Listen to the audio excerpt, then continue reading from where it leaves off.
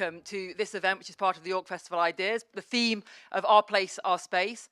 And this event particularly is called, well, you know this because you're all here, Our Future, Our North, from local roots to regional wealth. We've got a brilliant day lined up, some absolutely superb speakers, people who are really engaged in trying to make a reality of what regional growth can be and should be for the prosperity of the United Kingdom. I'm sure you're going to have a great time.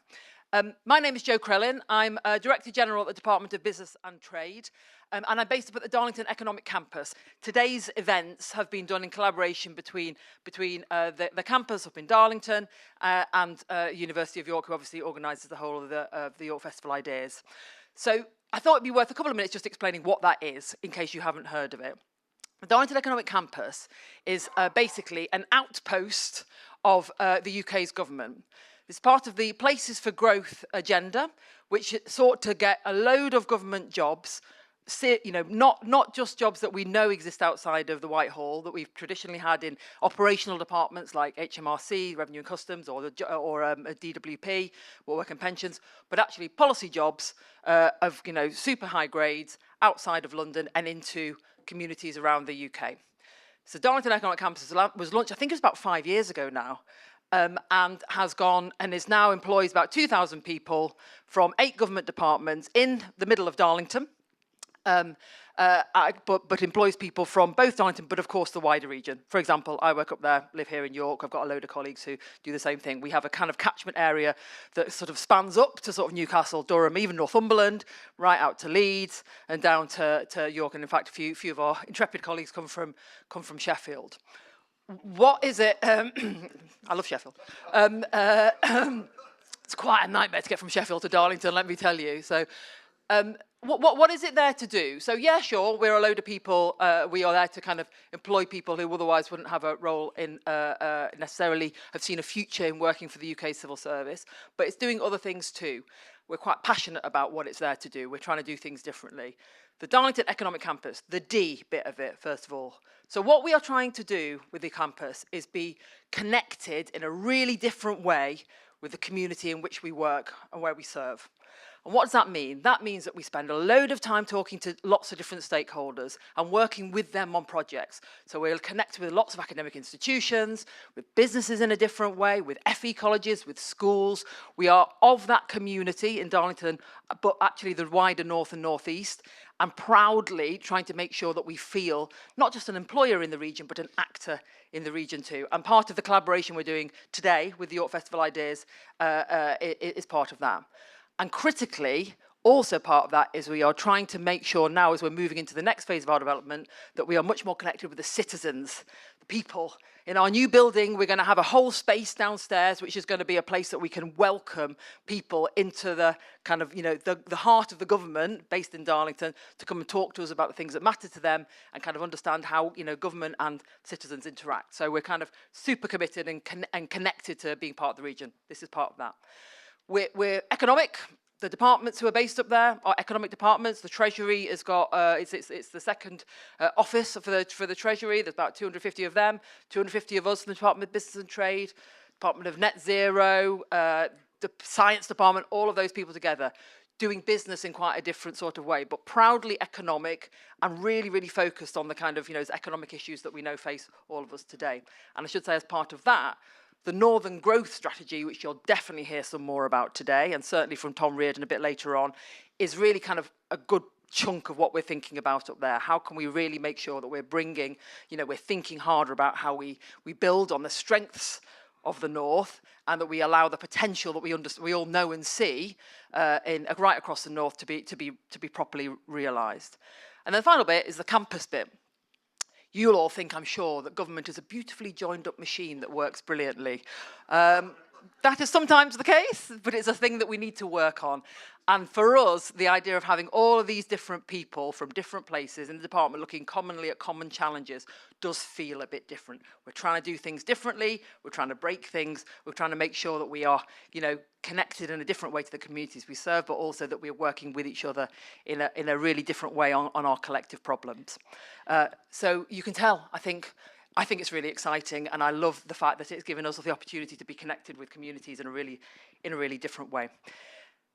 I'm going to hand over now to James, who is going to be doing a half an hour. Are these a fireside chat without the fire? Fireside, but yes. Fireside without the fire, thankfully. It's a side chat. Please see above. But it's a conversation with Lord Jim O'Neill, and then we'll have a brief break before getting into the next session. But enjoy. Thank you.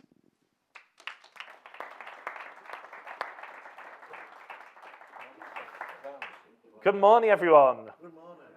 I can tell I'm in Yorkshire. People say good morning back. It's a real treat. How proud I am to be here. I was born in Northallerton and I live in Darlington, so this is directly in the middle of my interests. Yorkshire, a place where the dales are so beautiful, they undulate under their own gloriousness. Tea rooms so quaint, Catherine Cookson would blush. A cathedral that puts Durhams to shame. And, of course, I'm in North Yorkshire. How is this not safe ground to make that joke? And of course, struck down by lightning. well, one side. And of course, universities like this one, which will power the future of our economy.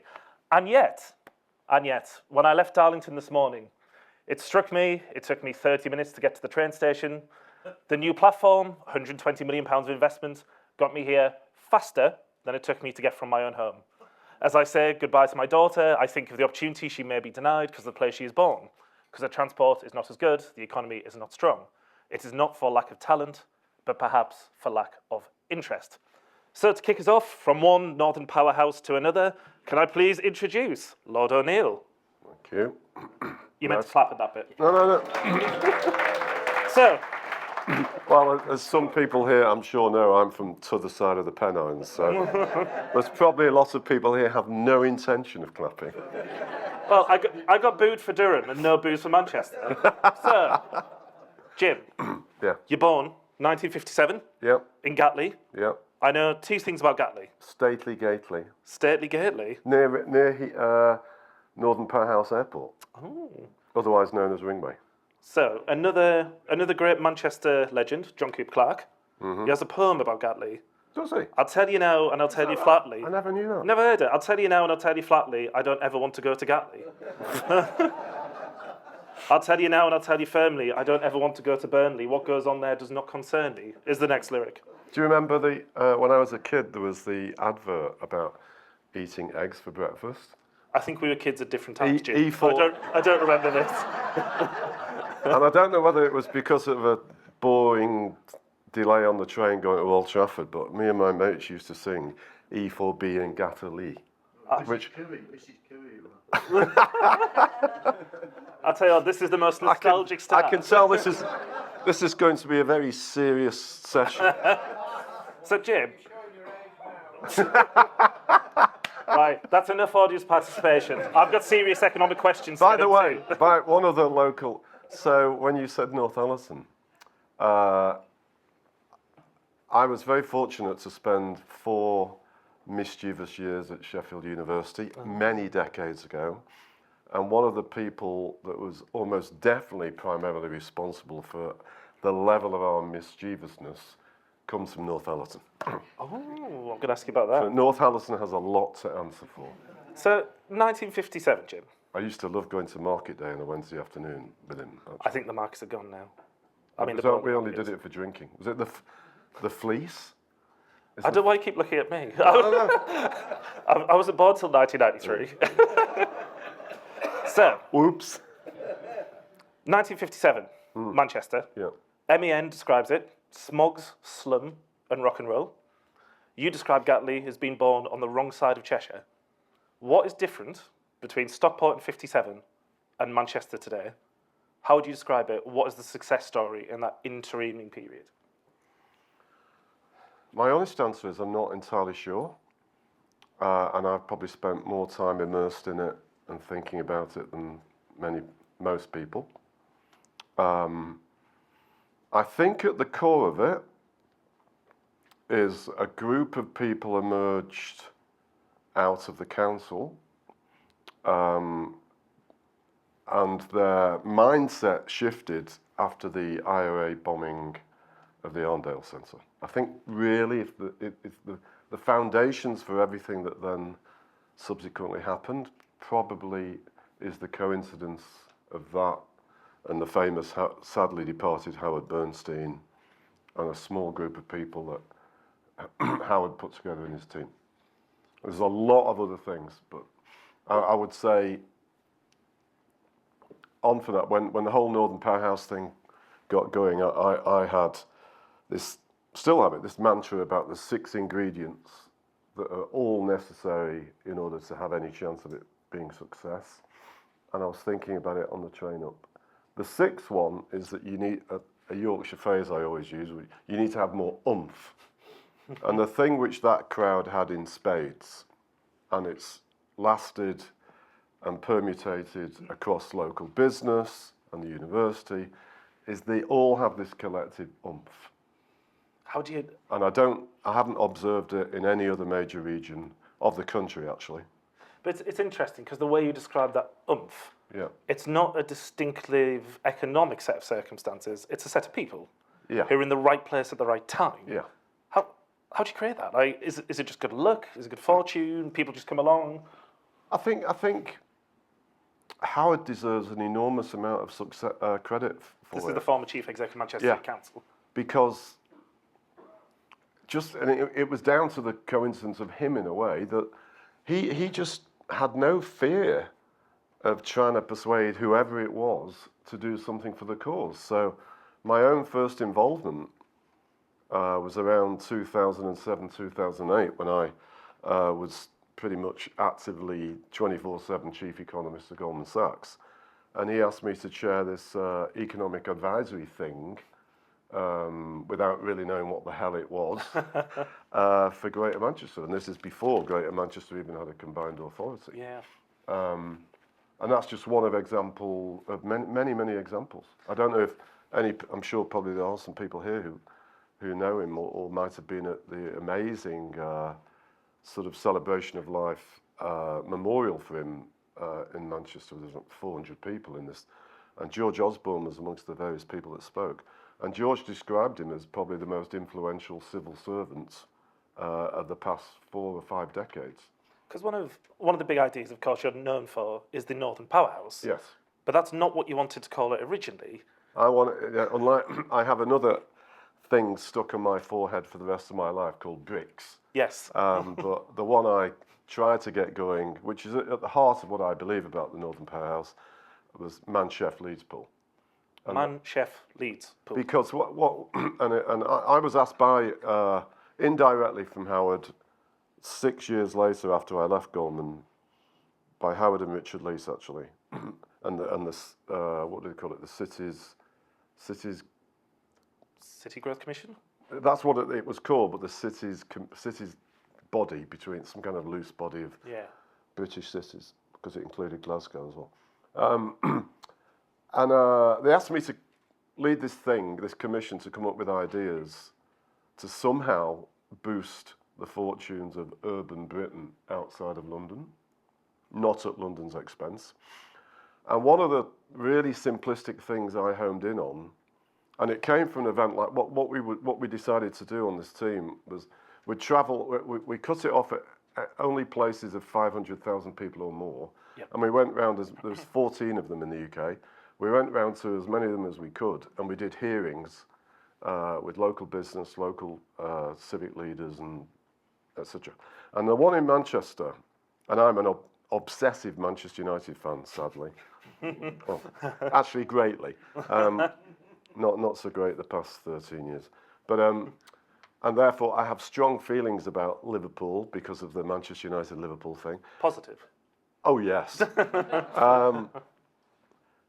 And what was fascinating to me on the day that we did this one in Manchester, quite a few people in the audience were from Liverpool.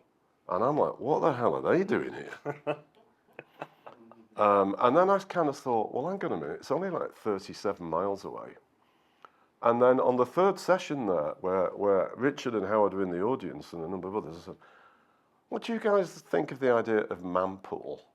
And I'm looking out now, and I can remember Richard Lees, who was the leader of Manchester County, he's kind of looking at me thinking, what the hell is he talking about? and the whole thing kind of started from that. And at the time, I was writing every fortnight in the Daily Telegraph on a Saturday. And a couple of weeks later, I kind of wrote about this idea, and then I did it again, and a couple of people started to pick up on it, including George Osborne. And then, for me, then I realised, not least because of being at Sheffield University as a student, as I said, I'm like, hang on a minute, the same distance to Sheffield that way, and Leeds is actually pretty much the same. Yeah. And we figured out that all the villages and towns within that, it's 8 million people. So if you could get that functioning as one economic unit in terms of consumers and producers, you've got another London. Yeah. In terms of economics. It's the distance of the central line. Yeah. And that's how the whole thing. I mean, I don't George's hate... Spad, who's now actually his wife, I think is the one that personally came up with the phrase Northern Powerhouse. I don't hate Manchester Leeds pool, but it doesn't trip off the tongue quite in the same way I think it's Northern Powerhouse. No. But if your central theory is basically you have bigger economic geographies, it gives you more agglomerate benefits, it gives you a larger market in which to work. Yeah. How do you think of places like York within that, which is a relatively small city? Yeah. It's in North Yorkshire, and to me, York has as much in common with Durham and Newcastle as it does Leeds as a place, if I'm being honest. How should we think about York? How does it benefit from ideas like that? So I'll try. Well, apologies if I'm not saying this kindly or gently enough or diplomatically enough. This became, and of course, a couple of years later, I get dragged into, to my astonishment, still as I'm saying it, into being a minister to deliver on said Northern Powerhouse. I'm like, what the hell am I doing this for? I've never had any political views in my life, and here I am being a minister in the Treasury for a Tory government. I'm like, my dad would have been proud if he would have been alive, but I'm like, what? Anyway, so, and it was immediately a dilemma because of the politics of it. It immediately became, in the eyes of the Prime Minister some days, and George got dragged around on it, that it meant anywhere in the north. And my basic view as I'm a trained economist for my sin. I have to say, hearing the intro before about 500 economists in Darlington, poor old Darlington. I know. I'm thinking of moving. Anyhow, I'm like, well, that is as a messaging thing and as a substance thing, that's just ridiculous. Because as special as the North is, and oh my God, I love it to bits. My obsession is the Lake District, and I love the Dales too. But I'm like, you can't really argue that just because the North is beautiful and wonderful, therefore we have to do something about the North, because anybody who goes down to Cornwall and Devon would know that they suddenly start, et cetera, et cetera, et cetera. So I'm like, that's just stupid. So the only case for really giving it proper policy attention is it's the only place in the country that has the uniquity of 8 million people within the distance of the Central Line. And Yes. you've got, and of course, the human problem of that is York is outside of it. And my God, who's from Hull? No, you can be rude about them, Jim. No one. Did they make me aware of it? So is Hull. We had to do two special events in Hull because there weren't 500,000 people. And in the final thing we wrote, we did a special little section on Hull just to appease people from Hull. But the substantive point is, and you see it in London. I don't know how many people live in London or spend time in London. Reading is not in Greater London, but if you get London functioning as the way that London has sort of done for the best part of 50 years, guess what? Reading benefits from it pretty spectacularly too. But I suppose, especially now the Elizabeth line is in. But on that basis, Boris Johnson comes into power. Boris. He then, is then a complete waste of time for everybody. But he nicks your idea, calls it levelling up, and says, well, you level up everything. You level up culture. You level up this street. You level up. You put chessboards in parks. You level up everything. We got proper bin men back and everything. But I suppose your point, Jim. If I look at somewhere like York, it has distinct research strengths that can deliver benefits to York. It's got strengths in bio. It's of useful clustering itself. But it also benefits from the spillovers from Leeds. It benefits from spillovers created in Durham and Newcastle. What is the role of economic distinctiveness within the North, in a place like York, and economic conjoinity, economic sort of connection between the wider north, and where do you focus your attention in a world of limited public spending? So I'll say four quick things. Could spend all day talking about it. Number one is, I again emphasise, and it's tough for a lot of people who are very proud to get it. We have got to focus, as I think you'll hear a bit more from, in a more diplomatic way from Tom Riordan later. You've got to focus on what sometimes now Andy Burnham calls the Northern Arc, Manchester-Leeds pool. Because if you don't get that really functioning, the rest is just a pipe dream. Yeah. So that's number one. Number two is really genuinely focus on what are the real strengths. Don't kid yourself. Going back to why Bernstein and Co. managed to get something going, is they decided we've got to stop kidding ourselves. We've got to create something. We can't just rescue our past. Yeah. We've got to somehow create something in Greater Manchester that's going to be attractive for people, because you're living in a pretty competitive world. Yeah. And so you're right to mention those things, because that's what York and the North Yorkshire area should do. Third thing to say, and again, this is often a tough emotional thing for people in Yorkshire. In that brief time I was in Treasury and afterwards, I would be constantly bombarded about, we're having a Yorkshire devolution because of the proudness of Yorkshire, which economically, sorry to say it this bluntly, is ridiculous. Tell us what you really think, Jim. Tell us what you really think. Go on. It's just ridiculous. Agree. And my view was, actually now what's emerged makes sense, that you should have the urban areas in each of the 4 bits of Yorkshire all having their own mayoral thing, Yeah. and then each of them can really focus on what edge they've got. So South Yorkshire focused on Sheffield, West Yorkshire focused on Leeds, North Yorkshire focused on York, and then our very interesting, colourful friends in Hull, somehow, I thought there was a chance of this happening, dealing with their friends over the Humber Estuary and blah, blah, blah, blah, blah. Yes. And so those things are there. The fourth thing is to get more genuine oomph as to what's going to be needed and what can you think of out of the box that's going to manage to lift GVA, because it hasn't been lifted for quite... As prosperous as York is and the surrounding area, if you look at the statistics, actually, there's not a lot of increase in that GVA for the past 20 years, at a time where Greater Manchester has grown 3 times the rate of London, partly helped by the fact that London hasn't done very well. What is GVA? Gross value added. Sorry.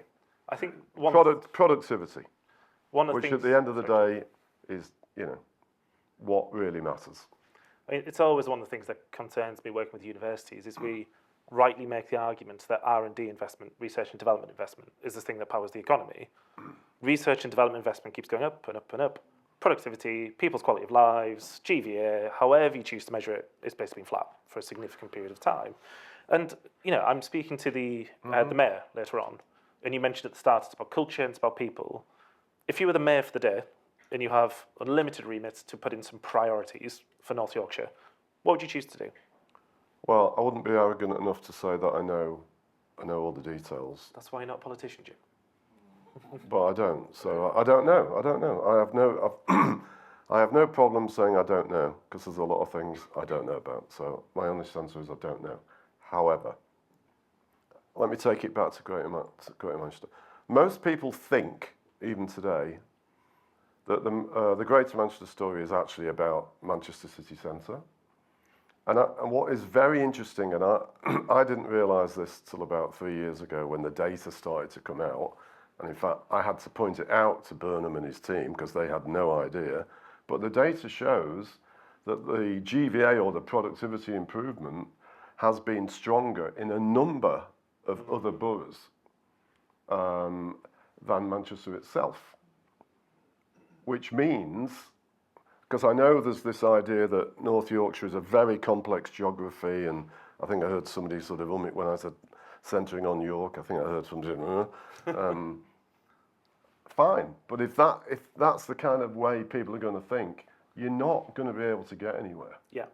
And what is fascinating about parts of the Greater Manchester story, some of it includes, in my own subjective judgment, and I've seen some analysis of it to back it up, the extension of the tram network out. Yeah. So when you said wrong side of Cheshire, I used to go to primary and junior school in Wythenshawe, which is a very, very tough part of South Manchester. The tram is, and for probably the past 30 years, most people in Wythenshawe, sadly, would never even thinking of getting out of Wythenshawe because they think I've got no job, no future, and there's no way of getting out here anyhow. But now there's a tram, they can. Yeah. And if you look at the GVA data, places like Oldham and Rochdale, albeit coming from an extremely low level, have shown a pretty interesting improvement. And by coincidence, the two boroughs that are on the tram network haven't. Never mix in a room where there's one or two of those 500 economists here, no doubt. Never mix correlation with causation, but it is pretty interesting. It's the last thing I'll ask before I take a couple from the audience, but it brings into question the idea. York University, by the way, is obviously is something to be in the middle of. I don't know what it is that the area has to do, but York University is, and I know Charlie pretty well, who I think's on a plane coming back from India right now, we just landed, is a place that really obviously should be in the centre of many things to help improve it. And it's, when you're talking about sort of Oldham and Rochdale, it makes you think about towns in relation to some of these benefits. I never answered you about Boris, did I? Just to throw this into a bit of colour. And it's partly the madness of how, and it's Chatham House rule, I don't know. But do you know what Chatham House rule is? I chaired Chatham House for 3 years. Most people have no idea what the actual rule is. They think they do. Anyway. Just say it anyway, Jim, it'll be fine. Right. So the truth of the matter is, Theresa May, even though she kept me on for 3 months as the Northern Powerhouse Minister in Treasury and broader duties, she told her two stupid spads, went round everybody in the machine saying, do never use the phrase Northern Powerhouse. It was pathetic, because they hated George Osborne spads. Boris comes in, he hates George Osborne. He said, well, I like the North, in fact, he used to talk to me about the Northern Powerhouse idea, but then when he realised he's coming in, he's like, well, I hate George too, and I'm certainly not using that phrase. That's why he chose levelling up. And because of the sort of Northern Red Wall, next minute, here's a load of jam to be spread all over. I mean, ridiculous. Agree. Darlington's £120 million new train station, though. It's okay? Was that where you would have spent 120 million quid? I mean, I think you pick your spots. Yeah. But the idea that you can realistically spread this dosh all over the place and have no focus is just ridiculous. The last question I'll ask before I go to the audience. In my view. And I don't know anything. Towns. Yeah. So, Stockport. Yes. Everything I read describes Stockport as the new Berlin. Berlin. They've got a good marketing machine. I tell you what, their brand, unbelievable. I mean, I've been to Berlin, I've been to Stockport. No offence, but they're not that similar in lots of ways. What is it about Stockport that has made it the branding success it is, and what is the comparable lessons for the likes of York and the outlying towns around here? So this is slightly more seriously my tone. This is a very important bit to discuss because Stockport, best thing Stockport has done is produced the person that is now Andy Burnham's chief executive on Greater Manchester Council, Caroline Simpson. She's fantastic. Yeah. And she came out of driving the energy for the restructuring of Stockport Town Centre. But my honest opinion, sorry Caroline, is that the promotion of the Stockport recovery is bigger than the content. Interesting. Whereas I think part of your problem is the opposite. And certainly for my own, many things I've had in life, including my Goldman time and everything since, you got to be really careful to over-promote something if the content isn't going along the same journey. Ultimately, the best form of promotion is having serious content, especially when it comes to a place where people feel it and are excited by it, which is partly why Burnham's got all this seeming momentum ahead of this local by-election. But I think this, I used to work in a pot and pan shop in Stockport for two consecutive years, so I know Stockport inside out. It's definitely doing better. Yeah. But it's not Altrincham. No. You know. No. Altrincham Market. Any people here ever been Altrincham Market certainly competes with Borough Market. Oh yeah. And to hear people talk, you'd think Stockport Market is, on the same level, but it's not. No. The pints are cheaper. Robinson's Brewery, sorry, is pretty good. We've got time for, I think, maybe 3 questions from the audience. I'll take them in a batch. I suppose the things I'm taking from this, Leeds shouldn't forget about York, York doesn't forget about Leeds, is the agglomeration benefits.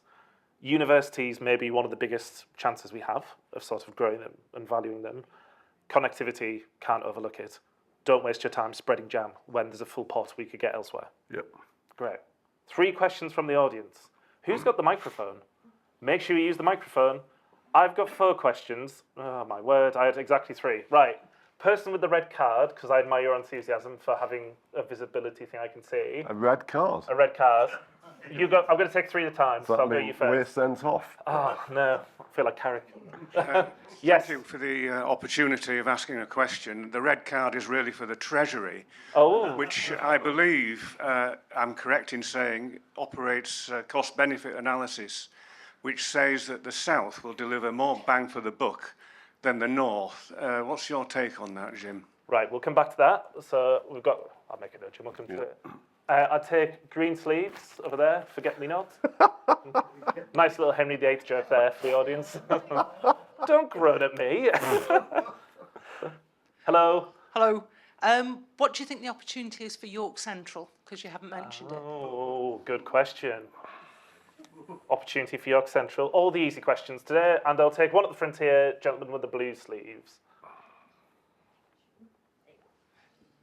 There used to be a thing, I don't know if there still is, called the N8, which is combined universities. I have no idea why that's not firing on all cylinders, but I would got to believe that should be at the very epicenter of what we're doing here. So, in order, Jim, cost-benefit analysis, is it unfairly favouring the South? What do you think of York Central?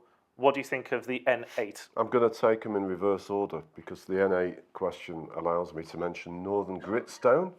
How many people here are aware of Northern Gritstone? Yes. About half of you, or just less. So I chair this thing called Northern Gritstone, which is 5 years old. Next week it's going to have its 5th AGM or 6th. No, must be 5th. Which is a venture capital company, not a fund, investing in startups coming out of 4 universities of the N8 as their core relationship. York is not one of them. It doesn't stop us from investing in a startup coming out of York University, but it's Leeds, Sheffield, Manchester and Liverpool. Manchester, Liverpool. And the idea had been put to me, in fact, let me go back.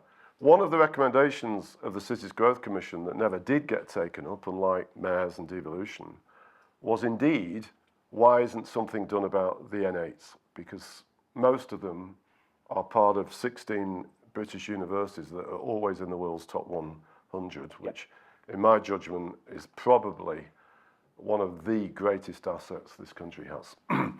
And I realised afterwards I was a bit naive. Because pulling these things off is extremely difficult. And I chair this thing. Trying to do it with 4 universities on the board, all of which have got their different interests.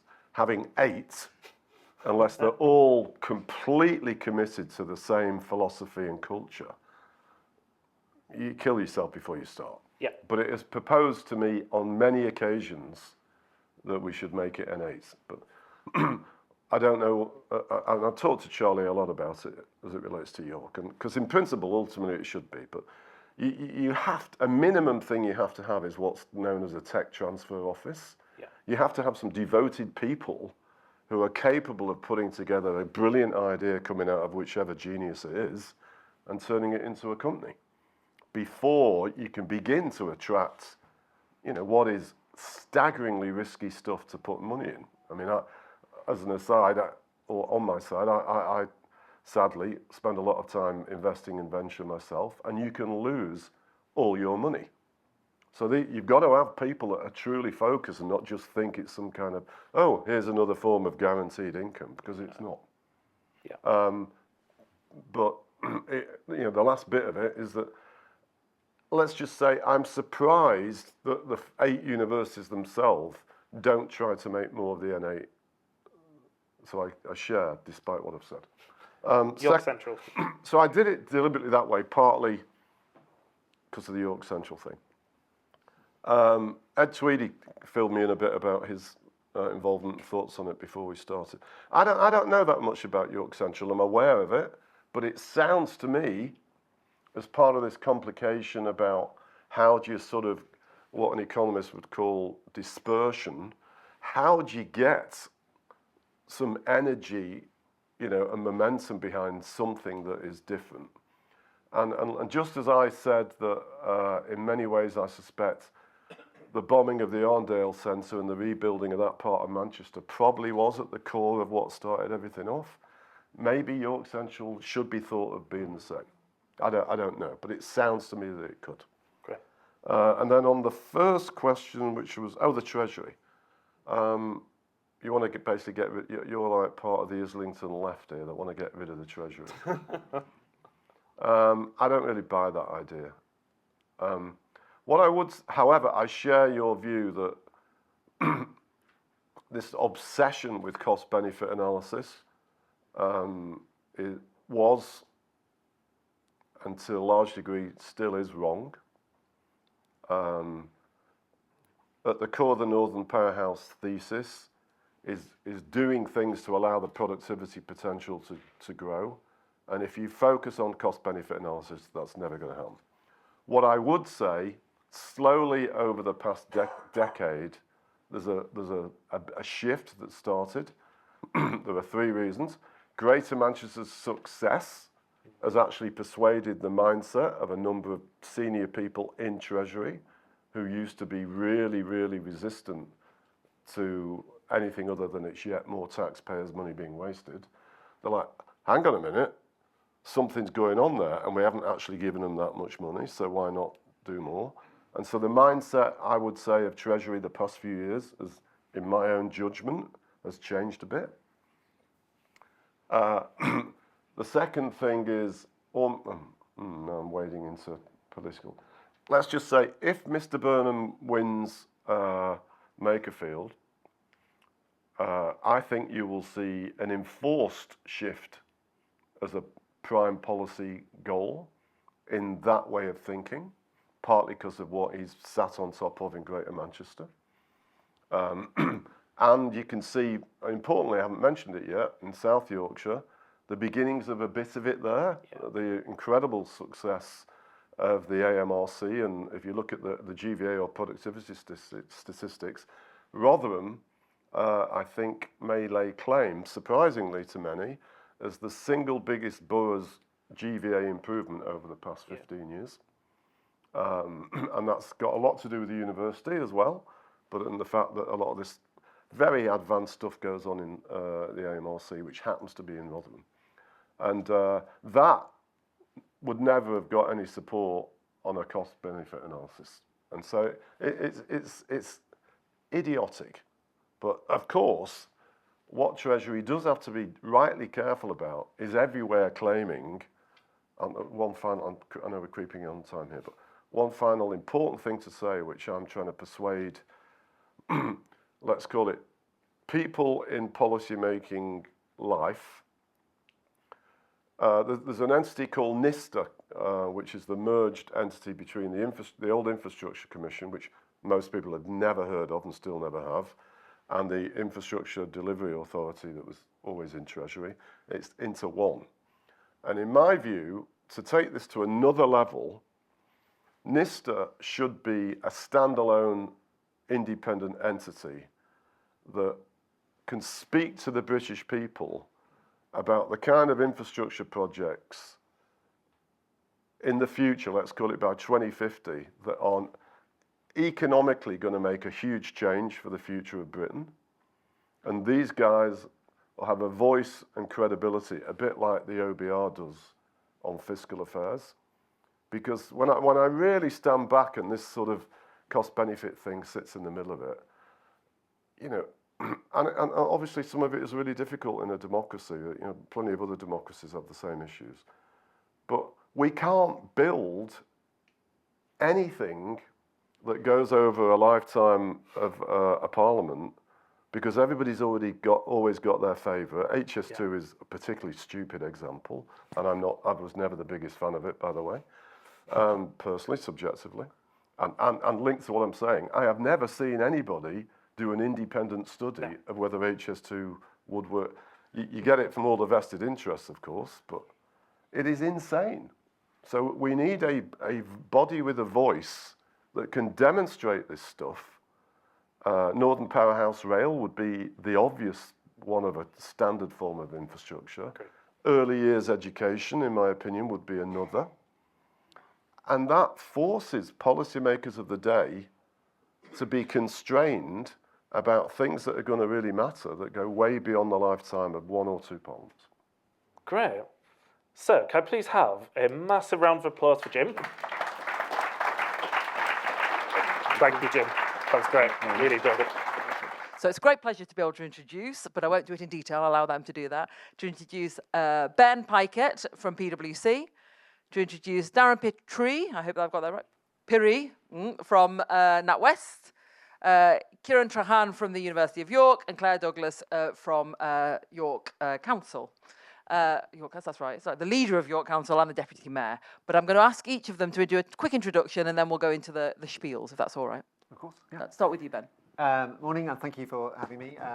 Ben Pykett, I'm a partner in PwC's strategy and economics practice. I'm an economic geographer by background. That's how I describe myself, although my daughter is studying economics in Sheffield and tells me that's not a thing. I'm not a proper economist, is the subtext of that. I used to have a proper job. I worked in local government for about a decade before selling out, as my sisters say, and joining PwC. Who is PwC? Sorry. PricewaterhouseCoopers. Hi there, Darren Pirie. I look after the NatWest Accelerator and partnerships for NatWest across the small business and growth agenda. I've worked in the banking industry for 18 years. Glasgow Rangers fan, Jim, so I feel your pain. Recent pain, for sure, on the football side of things. I've been working in the kind of entrepreneurial ecosystem for the largest part of my career, helping build support systems around founders and those that are starting business. So happy to be here. Thank you. Kiran Trehan, Pro-Vice-Chancellor for Enterprise Partnerships and Engagement, and an active researcher researching what oomph looks like in practice. But the one thing I do want to say, I'm an absolute passionate advocate of start-up, scale-up, commercialisation and inclusive growth. Hi everybody, I'm Councillor Claire Douglas. I'm the leader of City of York Council and the Deputy Mayor of York and North Yorkshire as well. And it was interesting that Jim mentioned oomph, because I am wheeled out to be the oomph. And I do know quite a lot of you in the room, and I think that I hope you will appreciate that I do bring that, and I will be telling you more about the oomph that's in York at this point in time. That's a great place to start. I am the oomph. So very good. I am the oomph. Brilliant. Can we start with you then? Yes. To a little bit of a chat about kind of where you come from, what you're interested in all this. Thanks. Yeah. So I thought it might be helpful to talk about one of the things that we produce on an annual basis, something called the Good Growth for Cities Guide, which some of you, Good Growth for Cities Report, sorry, some of you may be familiar with. I hope you're familiar with it, because last year York came top for the first time that I've been involved in, the first time I think ever. In the history of that report. So I just describe briefly what it is, why York did so well last year, and then link back to some of the things as Jim was talking, I was thinking, oh God, glad he mentioned that. So I'll try and link it back to what Jim was saying. So the Good Growth for Cities report is basically a ranking of cities across the UK based on publicly available data, but a very broad range of measures. So the sort of philosophy behind it is there's more to growth than GDP, gross domestic product, or GDA. You've got to look at the broad range of factors that are relevant in a place to determine whether or not a place is successful. One of the ways that we've sought to do that is to actually ask members of the public what matters to them. So what do they think matters in terms of growth across different places? Now, There's some issues with that methodology. It implies that members of the public are right when they express their views about what matters in growth. But it's quite interesting to track how that changes over time. So during lockdown, for example, immediately after lockdown, there's quite a lot of emphasis being placed on work-life balance, the environment, health, obviously. And then somewhat unsurprisingly since, with the cost of living crisis and so on, those kind of harder economic measures have come right back to the fore. Interestingly, safety has still remained a really significant factor for lots of people. So when you run all of those numbers through, all those weighted numbers through our sort of model, and you produce this ranking of cities, as I say, this year York did exceptionally well, appeared right at the top.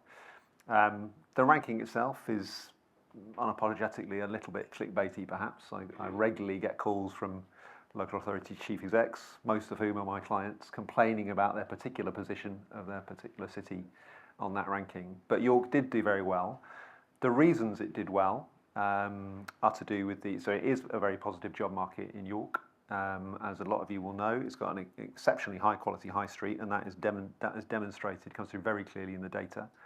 Does really well on skills in particular, both post-16 and higher education, and does very well in terms of safety. Less positive in the context of York, and again, I'm sure people in the audience will be far more familiar than I. House price to earnings, I think it's becoming quite a challenging place to live in terms of affordability, which is fairly typical of places that have seen the kind of growth that York has seen. And also new businesses. So whilst the high street is a very positive story in York, relative to others, there aren't that many new businesses coming through, or new businesses don't last very long. I'm happy to sort of expand on that a little bit. In terms of the so what of all of that, and linking back to some of Jim's comments, we get a lot of interest in the report every year, both from my clients, or local authority and regional government clients, and those bits of central government that deal with local government, but also from the private sector. So when the private sector is thinking about where it wants to make its investment decisions, they're not just looking at the economic indicators. They are looking at things like skills, quality of local housing. They want their workforces to have an enjoyable and pleasant place in which to live. The three things that really struck me from what Jim said is I think I'm going to get this wrong now, the man chef leads pool thing, I think comes through our research as well. So if you're talking particularly to foreign investors about places to invest in the UK, they're not that interested in places outside of London. And the simple reason for that is scale. So if other parts of the country are going to compete with that, or complement it ideally, you have to be talking about much bigger geographies than some of the ones that we typically talk about in this country. And I think there is this tension between policy logic of what would make sense economically and political logic of the kind of framework of combined authorities that we have at the moment. I think that personally that feels a bit imperfect. The other thing that Jim mentioned, which again comes through very strongly in our work, is you have to be honest as a place about what your strengths and weaknesses are. Historically, Oxford has always come out top of the Good Growth for Cities Index. And if I had £1 for every time, well, I have got £1 for every time, that a city has said, we want to be Oxford. And you have to say to them, well, you can't be Oxford. You know, Oxford has a very particular set of resources and assets, and you have to focus on the things that are going to become your economic identity and your strengths, and you have to be real about what the data is telling you in that respect. And then finally, and again, Jim mentioned this, brand. So whilst agreeing entirely that the content has got to be there before you start pushing your brand, the brand is fundamental to whether or not a place will be successful or not, and the coherence and consistency of the narrative is particularly important. And whilst Greater Manchester is a fantastic story for a whole host of very real reasons, it's also a fantastic brand, and a brand that has been consistently pushed by a very stable set of relationships and people with oomph over an extended period of time. Superb. Lots in there that I'm sure we'll come back to. That's really helpful. Darren, you were here yesterday launching the Accelerator with the University of York. So what are your perspectives on this? Yeah, I was asked a question yesterday, why York? And I think the answer I gave pretty smartly was, why not? I work for, I look after the NatWest Accelerator and our partnerships, and certainly the university falls into that partnership sphere. But my other role is to sit on the executive leadership team of Britain's largest business bank. So I have real insight into the sectors that are growing, what matters to UK business, where the bank can play a part in that. My colleagues look after the lending and they look after the deposits and the bank accounts, and I tell them that I look after everything else, which is about how do we convene, how do we bring support through our networks and through our relationships in a focused way to help businesses start, grow and be successful. And with NatWest, you can do that. You can create a bank account as a startup and stick within the same business of support, system of support, from startup right through to becoming a corporate and everything in between. So we're the only bank that does that, which is an interesting part of how we support UK business. Now, coming back to my day job, the bit that I love and the I guess the reasons to believe in what NatWest can do in places like York, innovation clusters are definitely going to be the driver of the next chapter of UK growth. There is no doubt about that, and it's the ripple effect of those innovation clusters that will help drive the total economy, i.e. things like the everyday economy, impact, etc. So we are focusing our attention on the accelerator around businesses that are anchored in innovation. So, as I say, NatWest banks all businesses, but we are looking at how we can take the subset of businesses that have the desire and intent to seek out support, connectivity, expertise, and those additive kind of components that will help them grow. And so we are looking at where those innovation clusters are emerging across the country. I'm jumping in my NatWest purple mystery machine after today and heading down to Oxford, because you're absolutely right. Places like Oxford have got it going on, but equally the component parts of what make Oxford a major success story are all here. You've got world-class innovation centres like the university. It's been a privilege to get to know the people there over the course of the last year. The innovation that's coming out of there is driving talent pipeline, it's driving industry and business interest. And what's really interesting, and you know the point on oomph, Claire, I think what I've learned in the year, I've been coming to York for 12 months with intent around making this happen with Kiran's support and absolute drive. But it's really interesting to walk into a room. I did it on Thursday evening, and we were smiling and shaking hands with people that I'd gotten to know over that period. And then yesterday again, a lot of those people are in the room in our accelerator celebrating the emergence of the partnership and the collaboration that we're creating. And I'm in the room today, and there's more people that I see and recognise from that time. And it's been fantastic. And that's all about mindset. It's about collaboration, mindset, enthusiasm to create the energy required to make a system work like an innovation cluster. So all of the components are there, and they are in lots of places in the UK, and we will be there to support that. And that's the privilege we have as a bank. We can show up everywhere. We bank businesses everywhere. But with this system and this proposition and this partnership, we're looking at how do we help innovation emerge more regularly? How do we help that velocity of growth happen? How do we help the velocity to commercialisation happen more quickly? How do we really encourage more of that to happen? To your point around the startup pipeline, how do we really start to role model that? And I think I was talking to yourself earlier about the storytelling opportunity. We need to shout more about what York can do and those component parts. The accelerator and NatWest's role will be to bring capability around access to finance, all of the elements of that, the understanding of it, but equally the facilitation of it. We can convene networks, we can bring all of our relationships to bear, whether that's with universities, through government, whether it's through the industry and our supply chain and our customers, and all of that, that's at the fingertips, that we can do that on a daily basis. And then we've got the expertise and the facilitation of the support. We're putting people on the ground in a facility at the, use this word carefully or this term carefully, science park over in the university. We've got a place, and that's the point. I think the successful innovation clusters are not driven by policy or sector alone. They're absolutely about places where people turn up and can experience the energy that is created in places like York, the enthusiasm, the collaboration, the role modelling, the opportunity to work together and create opportunities, I think is huge here. And so that's what we're doing through our people on the ground, the joint team that we've set up with the university to deliver the accelerator.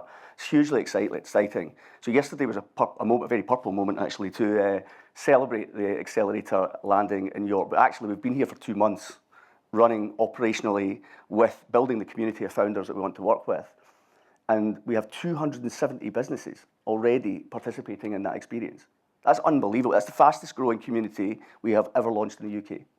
So there's something very positive about the report on York, I think, and some of that, those areas of opportunity around driving more startup, absolutely. But there's demand here. There is demand here. The components to create success are here. I'm really enthusiastic about the potential that we're creating in that environment with the university, a world-class university with the UK's largest bank.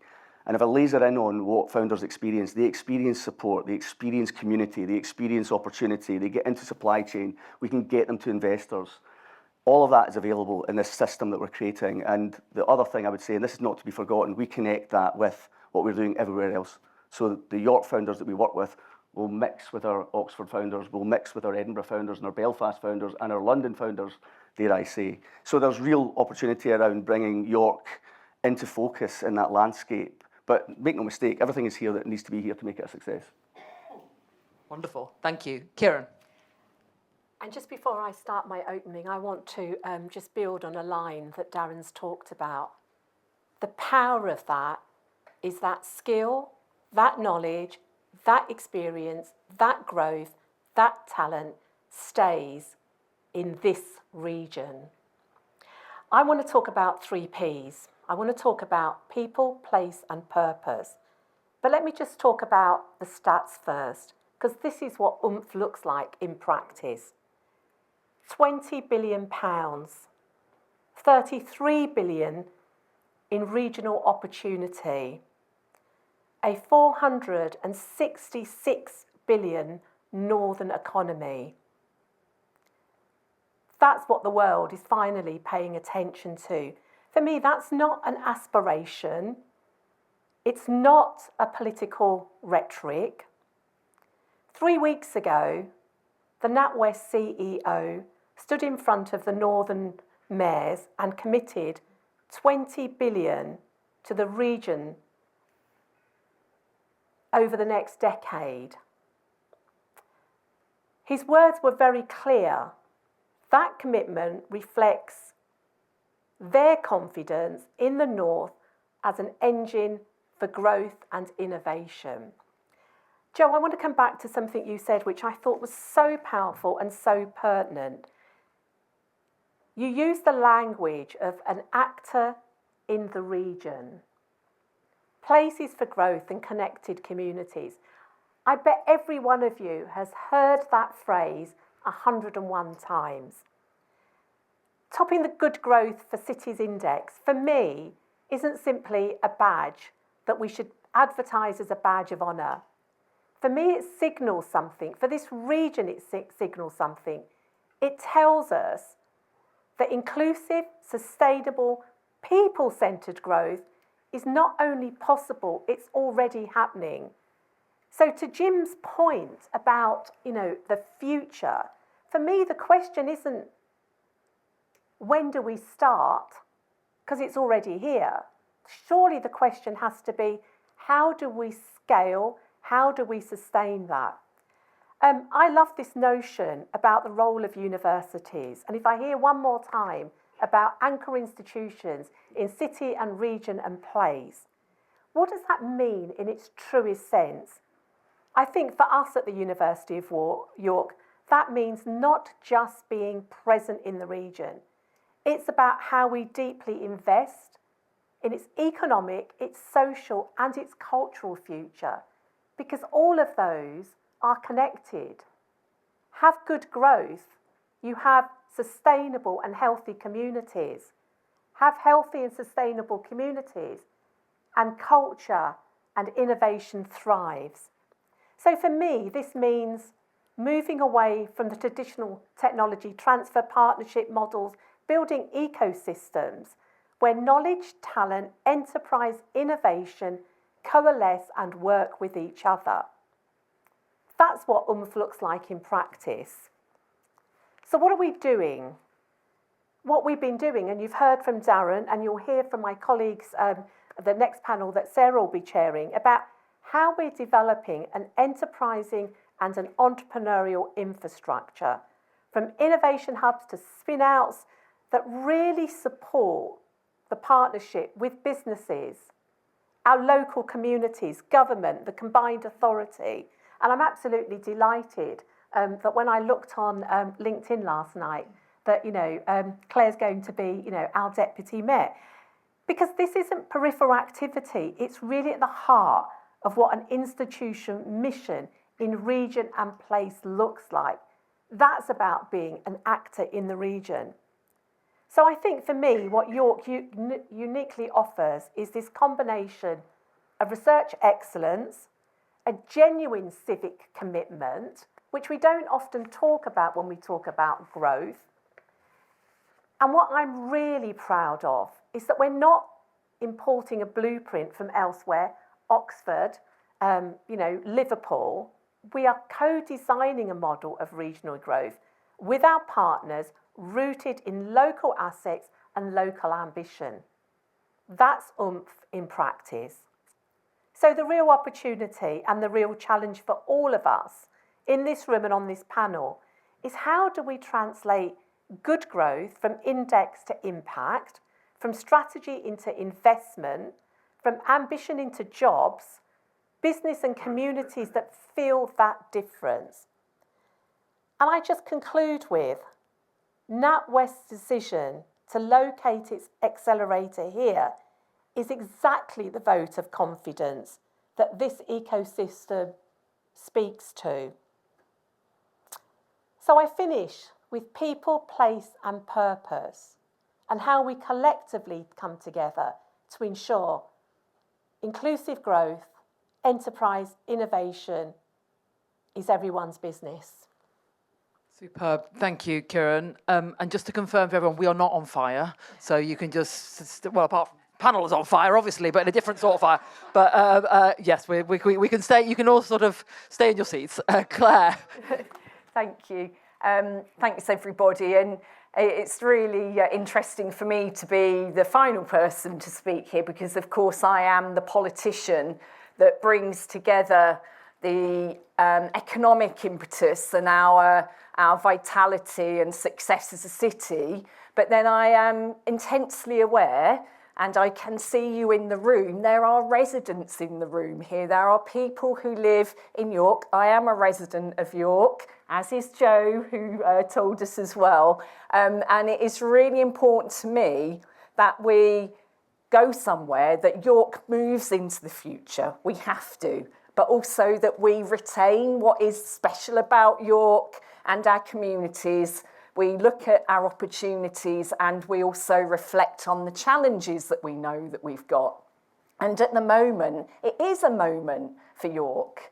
And it is really important to me that more and more of our residents start to feel this as well. And some of you who are in the room who have lived here for many years will know that York Central has been spoken about for decades, hasn't it? Really tough development site in behind the railway station, 45 hectares of it, landlocked by railways on all sides, that has been essentially undevelopable until recently, when public-private relationships, so land ownership by Network Rail and also Homes England and the council, came together in a way with some government funding that allowed that accessibility. So recently we've seen the huge bridge going over the East Coast Main Line that is a core route into York Central, and the infrastructure, the roads, etc., the cycle paths, the active travel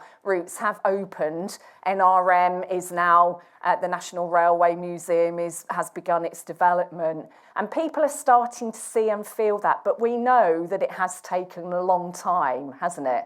And so people in York will have said, yes, great, Claire, but really what's happening? But I think we can see that it is happening now. So it's really important to me, and I said earlier, I do provide the oomph. So I became leader of the City of York Council 3 years ago, most recently been made the Deputy Mayor of York and North Yorkshire. That combined authority has been in existence for 2 years now with David Skaith as our mayor, so it is a young organisation. But my job in the city is to look at our economic opportunity, the opportunity for our people, for our young people, but also keep reflecting back to everybody that is involved in making this happen. And these are the people that we're looking at here, and some of you are in the audience as well, that at the end of the day, everything needs to be done for the people of York to enable them to live good lives in our city.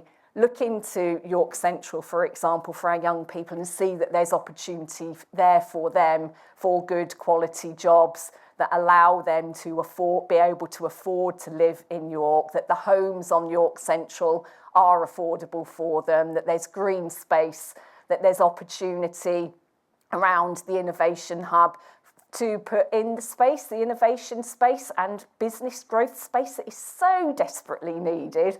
And Darren's statistics on the number of businesses that want to form here or have formed but then haven't got anywhere to grow into. And that's a big part of our challenge, isn't it? It's that growth space that we continue to move forward for that as well.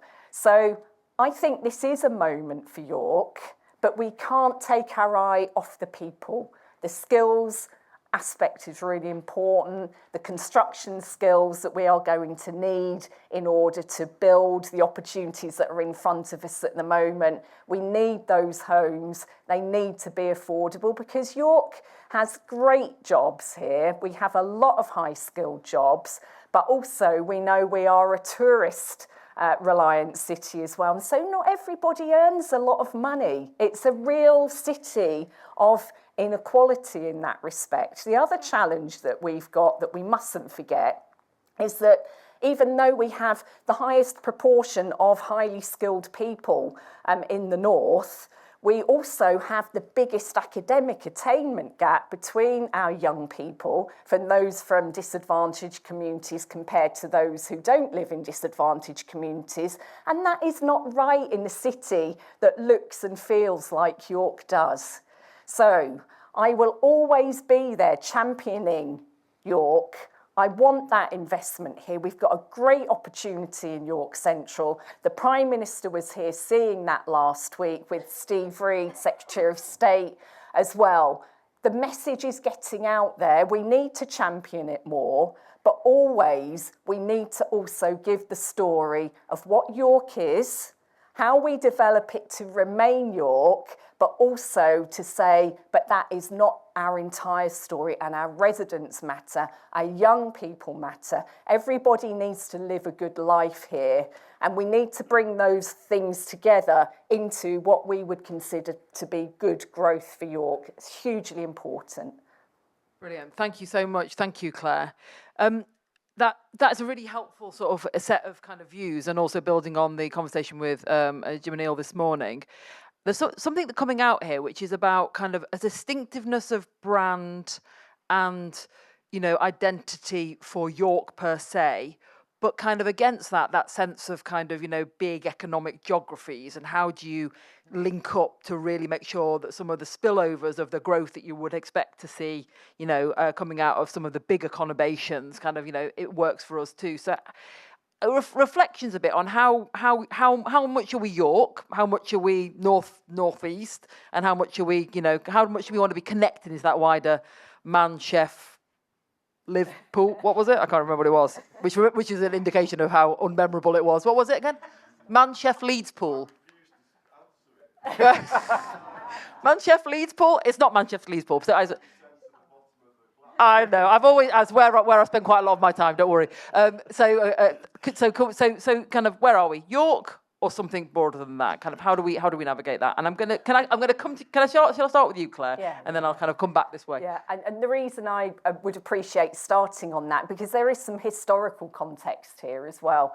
That York was part of the Leeds City region, and we have strong economic ties to Leeds. And they are colleagues of ours and they're colleagues of mine and that still exists there. So we definitely look towards Leeds And I'm sure Tom Reardon will later tell you, I will steal his thunder at this point in time, but he says about the position for York at the moment, our opportunity, that if we get this right, we will threaten the city centre in Leeds. He tells everybody that about Northern Powerhouse and the Northern Growth Corridor, the Great North, how important at this point in time York is in the growth of this corridor. And that corridor, it does come through us and it goes up into Newcastle and then up into Edinburgh as well.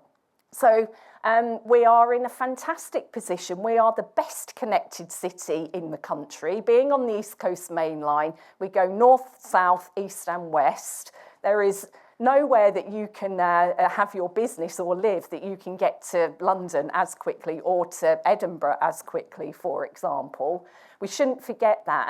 And people are waking up to this. But it relies upon all of us to go out there and say it. But so I don't see us as only York anymore. The combined authority has helped us with that. Of course it has. We think more regionally now, but we've never thought that we were just York. It's just time to really take that forward proactively. Excellent. Kiran, do you have a perspective on that? I'd say two things to the answer to that. You know, York is distinctive and special, and it will always retain that. But the future has to be about collectivism, community and collaboration. So we collaborate where it really matters and advances our agenda, and we lead and we retain our uniqueness when it matters the most. And I think that's got to be key. You know, gone are the days. Universities collaborate. Somebody talked about the N8. So we can't have our cake and then want, you know, something else. So collectivism, collaboration and community has to be the way forward. Darren. Yeah. When I started out looking at support for founders, I don't know, 15 years ago, whatever it was, 20 years, there was a kind of analysis done at that point and around what are the 5 key barriers to growth for businesses. And it was about access to finance, access to markets, talent, leadership and infrastructure. 5 things that are most challenging. Fast forward to now and it's exactly the same. So I think there's opportunity to consider how do we start to think about breaking down those barriers? How does York play to its strengths around those areas? And how do we collaborate with other organisations, other jurisdictions that have strength in potentially other areas? You know, the university is a great example of that. We're seeing some of the world-class institutions that the UK have come together to strengthen further. So Oxford and Cambridge partnering with Manchester and Liverpool, York and Liverpool doing some fantastic things.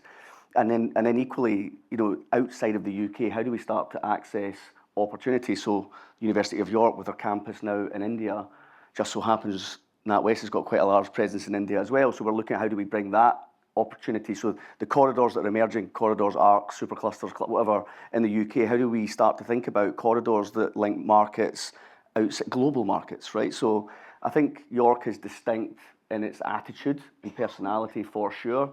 There's definitely the accessibility point, which is one of the reasons we made this one of our first new university-led accelerator hubs in the UK. So I think, yeah, playing to the strengths, but really understanding how do we coalesce around those challenges in a way that really makes sense.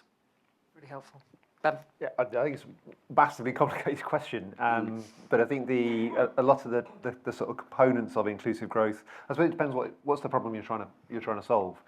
Some of those dynamics of inclusive growth, I think, absolutely are most appropriately dealt with at a regional stroke local, arguably even sort of hyper-local level. But if you're thinking about the sort of broader challenges of the economy in the UK, but productivity was mentioned earlier, we are not good compared to our global counterparts when it comes to productivity. That's only going to fundamentally change with massive focus and massive influx of money, essentially. And that is hard to achieve even on a regional scale in a UK context. Our economy is so dependent on the success of London, and that can't be right for the UK as a whole, and that would be borne out when you look at other European nations in particular, which are just much more balanced in terms of their economy. So I think it's, yes, the focus on local and regional is important, but you can't ignore the importance of scale and the ability of the North to work together and accept in working together that in certain instances, some cities will win and some cities will lose, but it will be better overall in the long run. And you know, I'm sure Tom will talk about this later on, but one of the things that he would say is that the way in which we got a collective announcement on Northern Power's rail in the budget was a real demonstration of a set of mayors coming together across that northern arc to agree on some things which were not necessarily going to be in favour of each of them individually, but which was right for the collective good. We've heard loads about York's strengths. I'm going to come to the audience in a moment. This final question from me. We've heard loads about York's strengths, and quite rightly so. But I guess if you were to identify a thing that you'd like to fix here, either that we have to build towards or kind of try and resolve, a weakness, a kind of something that we need to kind of develop, what would that be, and how would you go about sort of thinking about fixing it? And can I start again with you? Yeah. One of the things that comes out of the data for York quite powerfully is it's actually a really good story when it comes to income distribution. So I was struck by the comments about the economy. A number of people who work in the tourist trade, for example, which is not typically a terrifically well-paid sector, but there is something good about York at the moment in terms of relatively equal income distribution. And I think both when you look at internationally at nation states and at regions, the places that are more able to sustain inclusive growth are places where incomes on balance remain relatively balanced. So I'm conscious of twisting the question slightly, but I think retaining a focus on retaining that as a characteristic, as opposed to accelerating to particular types of growth that become more extractive, and you just see that gap between the very wealthy and those who aren't sort of widen exponentially, which is challenging in the system we've got, but that would be the thing that I would focus on. So not a weakness, but a strength. That needs to manage. Okay, excellent. Darren. I have a challenge around the brand that the UK has around the environment that we have here for starting a business and retaining businesses that are growing. I think the storytelling is not good enough. If you think about where the US is in relation to that, it is regarded as the place to go to start a business, to grow a business, and to scale your business into the stratosphere. And the UK has got all of the opportunity, but we just don't tell the story well enough of that opportunity to grow a business. So, for instance, it's much cheaper to employ a team in the UK compared to the US. You can get the talent's here. It's much cheaper. The price point is cheaper. It's less of an investment, and it makes more sense to do it here rather than go to the US. But still, the US markets itself as the place to go, and I just think there's a real opportunity for York, in fact, to talk. With the positivity that I feel in this region, in this city, around the emergence of innovation and business growth, the role model, the storytelling. I really think it's an opportunity. I want to do it through our capabilities and through our reach in the Accelerator for sure, and create the platforms for those success stories. But I think there's definitely a brand issue for us. It's really interesting. I mean, I think we heard what Jim was saying earlier on about kind of, Brandon not kind of exceeding the kind of offer, if you like. But one of the things that's striking, if you spend any time in Manchester, which lots of you will have done, is the sense of confidence and alignment.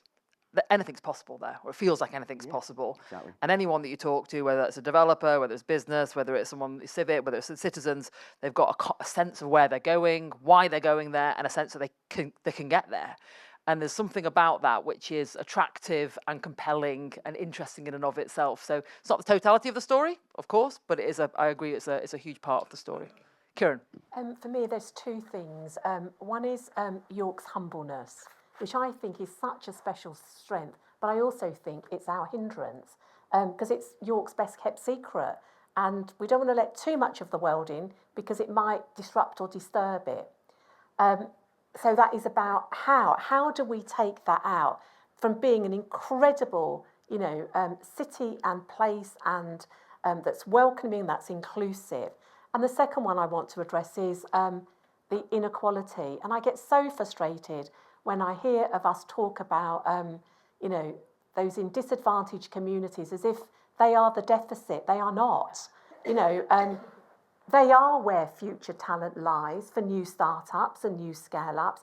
So how do we create a generation of young people, you know, in schools that think about enterprise as careers of choices in a city that's the most enterprising and entrepreneurial, so that actually the world sees that if you want to develop, start up, scale up and grow, this is the place to do it. Come here, grow, invest, and let's retain that young talent. Claire, you're not going to want to talk about the weaknesses of York, but I'm going to press you on it anyway. Absolutely, of course I do, because those are the challenges that I need to tackle and try to solve, and none of it is easy, of course, and actually asking me to focus on one thing is quite difficult, because in this context, and I did mention them earlier, there's actually three that really bother me. That's the academic attainment gap. It's also the availability of space in order for our businesses to grow into, and so we can keep them and they don't need to go elsewhere. But then the housing thing is really important as well, and I'm going to therefore speak to the housing at this point in time. The affordability in the city is very, very difficult. It's almost 10 times the average income for somebody to afford a house to buy. And then we have rents that are equivalent to the southeast of England, but the average income, it does not reflect that. And it's only going in one direction, quite frankly. And it is really important to me that we get building, and we are building. But I have realised over time, we have great opportunity in York for that. We've got a local plan now, the first for 70 years. So I took political pragmatism. We got the local plan and we know where we want to build. The developers are on site, those are coming through. So that is hugely important. York Central is another one that I've been pushing. There'll be 3,000 homes on there, 40% of which we hope to be affordable once Homes England have committed a grant to us in that respect. It is hugely important to me that we don't just build, it's that we build good quality homes that people can afford to live in, and that people who live and work here can actually afford to buy and rent, and that they are in good communities with the infrastructure that everybody needs. That is the one thing that many residents say to me. It's not just about affordability. We know we need houses in York, but we also know that we need to have the doctor's surgery, the schools, the shops, etc., to make those good communities that so many of us enjoy and love living in. So I have been really pushing very hard on that, and I see our role as the local authority. Unfortunately, we don't have a ton of our own land, but that land that we do have, we have committed to building 100% truly affordable homes on there for York people. If we are building for sale, market rent or market sale homes on our own land, if we're doing that, nobody else is going to commit to that affordable housing, are they? And we need to take best advantage of our land that we do have. So I am always trying to push the developers to get going more quickly, but I have also realised that the headwinds that come at us in that sector from outside York, international headwinds, financial and economic headwinds, are very difficult to challenge and overcome. But York needs a ton of housing, and we need to build. Brilliant. Thank you, Claire. Thank you for being so frank. Right, people in the room, over to you. I'll gather three at a time if I can. We've got a bit of time for this, so if I don't get you in the first round, don't worry, I will. Now, Mr. Red's to take James's Mr. Red Sleeves in row 3. I'll start with you. And a mic will come round. Thank you. Lord O'Neill mentioned the connectivity of transport in Manchester as having been a significant factor in the growth of Manchester, and also one of the strengths around Andy Burnham is said to be the work on franchise in the city. However, we've had Transport for the North for a number of years that had, as a subnational body, the intent to join up transport in an effective way. What do you think the role of that is, and why do you think it's not been so effective in joining up that northern powerhouse in the way that was anticipated and getting transport working together effectively? Because the point made is York is on the East Coast main line and has that natural link, but the cross-country link through Transport for North was supposed to happen hasn't really got off the ground. I think we might need Mr. Reardon to be answering that question a bit later on, but we'll ask the panel for their view as well. Lovely, thank you. At the back, a black-clad hand. Yes, the lady there with the very nice earrings. I noticed those earlier. Thank you, and I like your outfit too. We were discussing it earlier. So, before I came here, I was in one of York's really lovely independent coffee shops just down there. And I'm not going to say which one, because I'm going to talk about the two people who were behind the bar, the two women. And I think they were probably in their early 20s. I hope they're not hearing me and offended. They won't be hearing me because they're at work in the coffee shop right now. One of them was talking about, they were talking about job applications. And it sounded like one of them was getting ghosted. She was in her early 20s. She'd not heard back. I don't think it was the first job she'd applied for. The other one said, and I'm just going to read this out. She said, "I don't care what I do. I just want it to mean something." Now, I'm sitting here hearing about York being one of the, one of the best cities for good growth. And you've got these women who are working in the coffee shop and not able to get those jobs. And I hear what you're saying, and it sounds fantastic, but they're in their early 20s. They're in it now. It's not the future, it's now. So what do? Do they stay, or do they go? Fabulous question, thank you. And one more, the lady with the black outfit, just stop. Oh, yeah, that one there, yes, you. Thank you. Hi, I've just got my first US client, but I'm really stuck on how I can get more growth and what support's available within the city of York to help me grow I want world domination, basically. So, from York. Well, I mean, you're chomping at the bit here. I can see Darren's leaping out of his seat to talk to you. And I'll be leaping out of my seat to talk to you as well in my kind of day job. But should we start with that one? Should we start with world domination and work back from there, Darren? Slamming the US market earlier on, wasn't it? But it is important. It's huge, and it's great that you're trading into that market. But doing it from York as well, which is exactly what we're here to try and drive, isn't it? It's quite simply, come and talk to me after this session, and I can talk to you a little bit about what the Accelerator does to put ourselves around you, help you think about your infrastructure, help you think about your go-to-market strategies, help you think about the people you need to connect with, help you think about how you can take that example of one customer in the US and multiply that out, think about who we can connect you with in the US that might be helpful because we have a large business there. So it's very much bespoke in relation to how we can help you, but that's a kind of example of how the Accelerator just works for business. Oh, brilliant, look at that, there you go. Ask Pippa then, don't ask me. Claire, do you want to talk a bit, and I'll mention something about the government as well. Yeah, thank you. So the Combined Authority and City of York Council have a collaborative approach, the Growth Hub, and there's some amazing people who work for the Growth Hub that I know Darren and Kiran have been working with over the years, who will totally help you. And there's also funds available for export too. So Combined Authority, CYC, Growth Hub, have a look at it, and I'm sure you'll get some help there.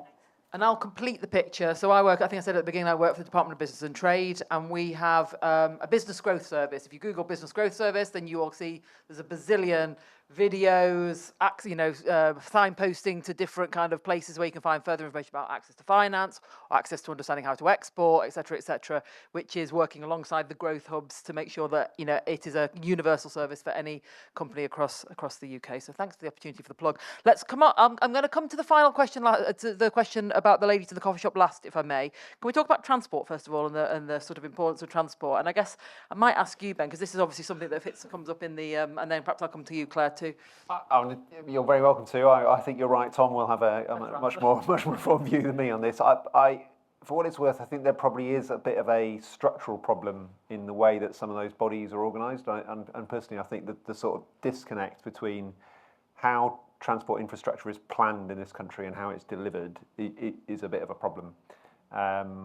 And I think some of the regional transport bodies are sort of starting to think about, well, how do they address that? So, joining up commissioning and delivery of those kind of projects, if you like.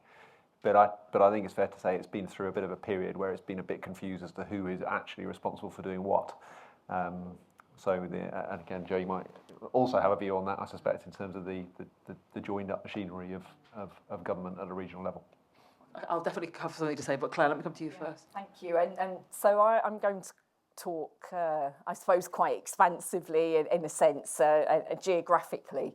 So TransPennine rail upgrade is ongoing now. It's billions of pounds electrifying the route over to Manchester. And we've all, if you travel by train, you've been affected by it, haven't you, coming in and out of York? But already we're seeing those minutes being shaved off, and it's making a difference already. I mean, it was ridiculous, isn't it, to get to Manchester? It could be an hour and a half on the train, 2 hours. It's not anymore. It's about 1:20, I think. That will come down further. So that is ongoing now. As far as regional collaboration goes, and actually I should say I'm also an associate member of West Yorkshire Combined Authority, so I sit on their board, and I've seen what is it, 1.5 billion coming in for mass transit into West Yorkshire at the moment. That's an advanced, well-established combined authority that has been able to get through Tracy Brabin a settlement that allows them to take that forward. We will get there eventually, but we are a young organisation as a combined authority in comparison. But what David has done is he's joined the White Rose Agreement with Tracy Brabin and Oliver Coppard, the Mayor of South Yorkshire, and they are putting forward their case for investment in transport, particularly rail, in our region, in Yorkshire. And actually, I think the reason we didn't get One Yorkshire was because the rest of the country was quite scared of us. If, it's 5 million people that come into one economic region if we are Yorkshire, and when we can justify the investment in transport there. But at the moment, I agree that we still need to come together further, because it's currently being devolved down into combined authorities, West, South Yorkshire and North Yorkshire, York and North Yorkshire.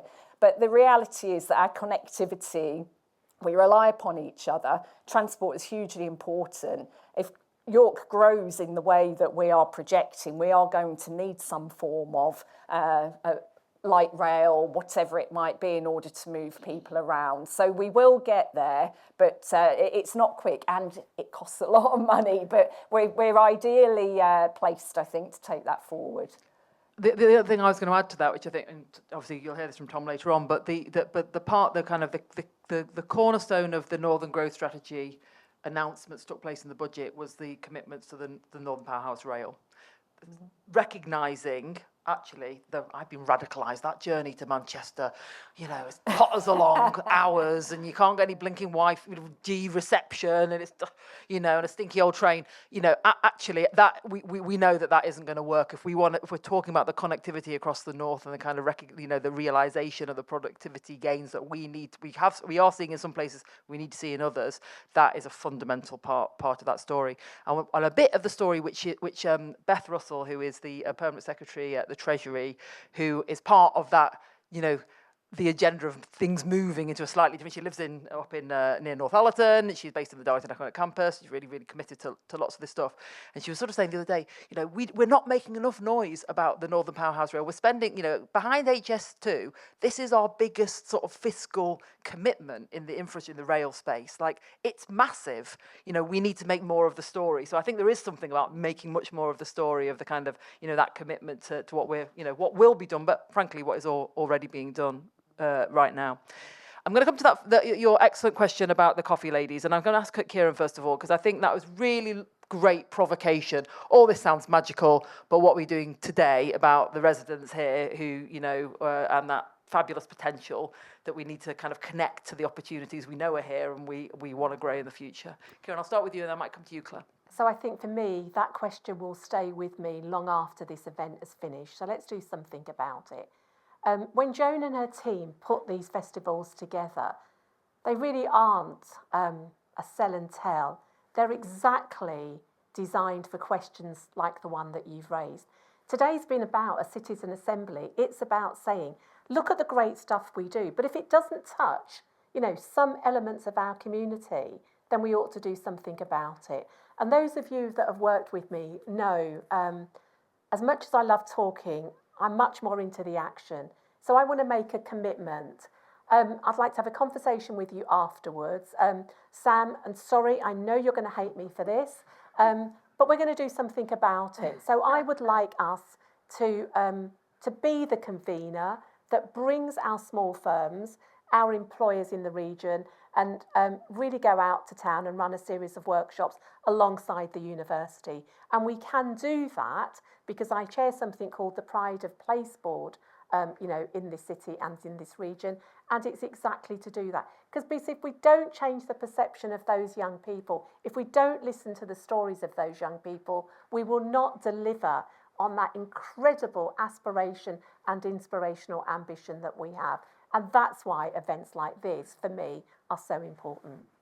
Thanks, Claire. Yeah, and it's really quite sad, disturbing, isn't it, that employers are not responding to people that are applying. That I don't think we can get away from the fact that the jobs market is really competitive at the moment, isn't it? And I spoke somewhat about headwinds earlier on around housing and building, but they're also in the employment market, aren't they?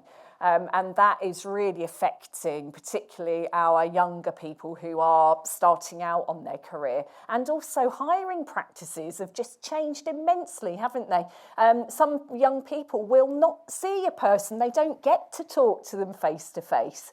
And I think there's something on this about responsiveness of employers, how they approach younger people when they're entering the workplace, and their responsibility to the people who are in our city. And if these are employers that there's no reason why they can't either meet face-to-face or respond, then that's just not good enough. And I think we need to challenge on that as well. And that's part of the anchor institution responsibility to people in our city to treat them fairly and decently within employment processes. But, and this is a good, I suppose there's pros and cons on this one. York has a low unemployment rate.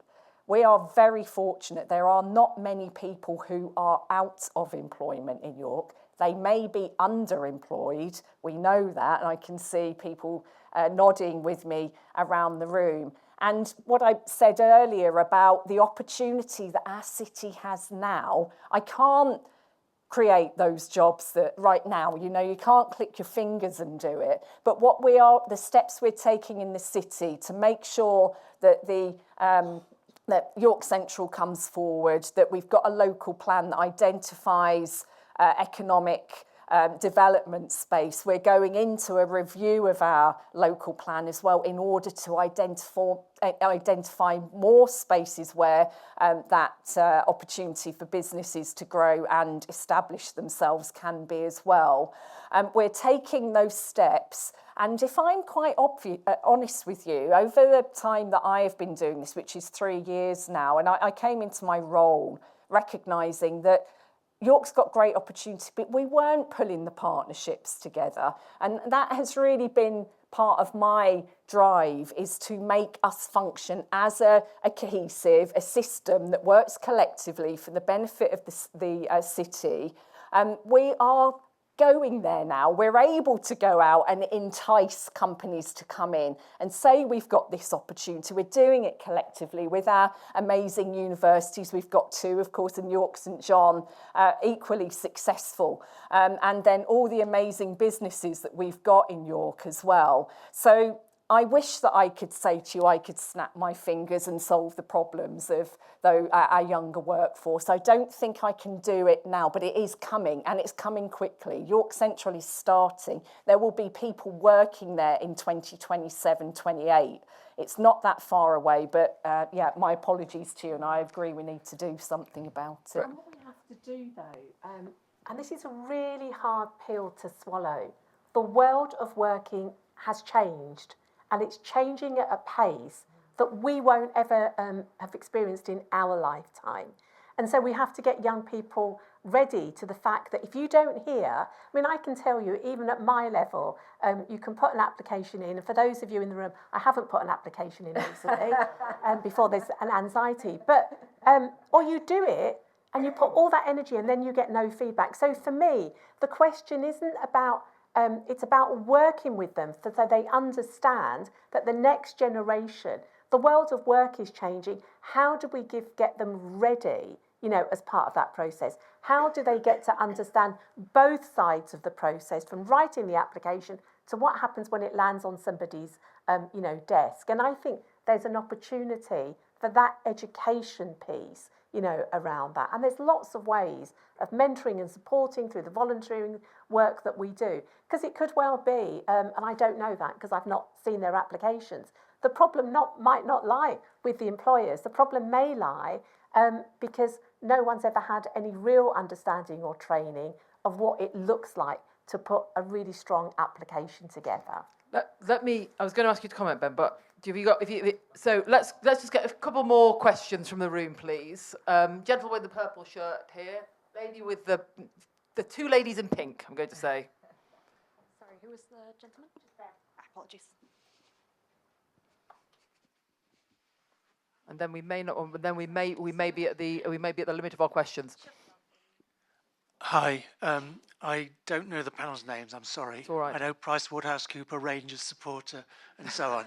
But I'm just wondering, in terms of promoting, you know, entrepreneurship, innovation, and so on, and PricewaterhouseCoopers said about the city survey, whether there is a moral dimension to all of this. We've talked about community, about the relative lack of inequality.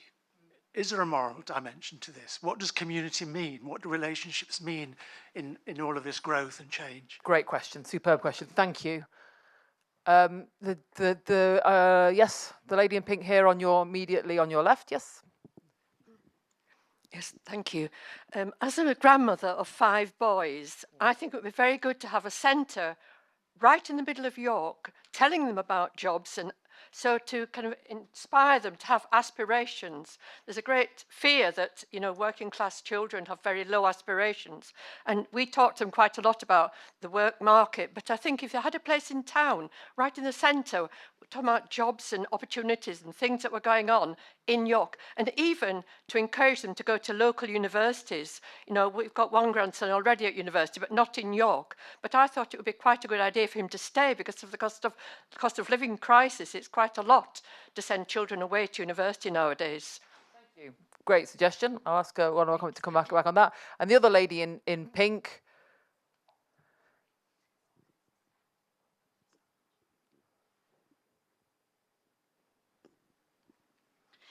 Jim mentioned earlier about GVA. Now, GVA really is related to demographics. Now, this region is an ageing population. We really do need to attract our young people and also retain our university students. How are we going to create the environment for innovators to thrive? And I think Claire hit the nail on the head. Housing. Affordable housing actually is not affordable for the many people that are looking to access it. So how can we, as a community, as a region, enable more truly affordable housing to really make York thrive? Brilliant. All right, and I'm going to be cheeky here because I think we've answered. I think that question is a fabulous question, but we've covered quite a lot of that already through the panel. So, I'm going to just grab the last 3 comments because we might then ask the panel to pick the question they'd most like to answer. In the corner, the gentleman in the gilet. Hi everyone, thank you.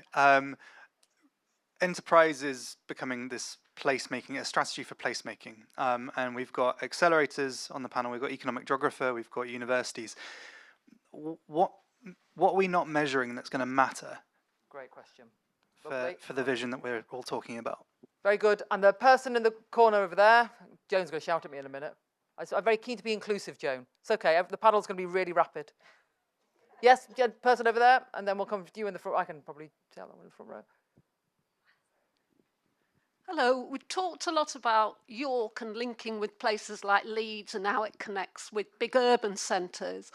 But as the unitary authority includes North Yorkshire, which has lots of places like Skipton, Richmond and so on, what are we doing for them?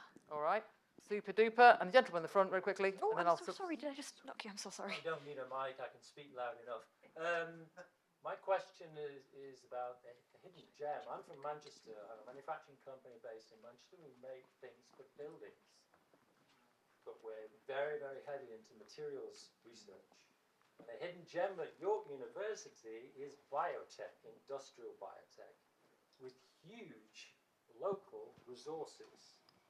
My question is, how do you connect that with the teams I'm working with at University of Manchester and various people, and they'll be funded directly by the ratepayers in Manchester? Okay, right. We're going to do this really fast. Joan's going to shout at me. There's a whole session. I think the whole session, gentlemen in the front row, the next session is going to deal with those deal with that questions. But that is the context of the next session we'll have. But if anyone wants to pick up on that, I'm going to ask you, if I may do, Ben, to answer the question on, which I think are connected, which is the moral imperative question, which I think, Claire, you've already spoken quite a lot about in terms of inclusive growth, but also what else should we be counting as we're thinking about that.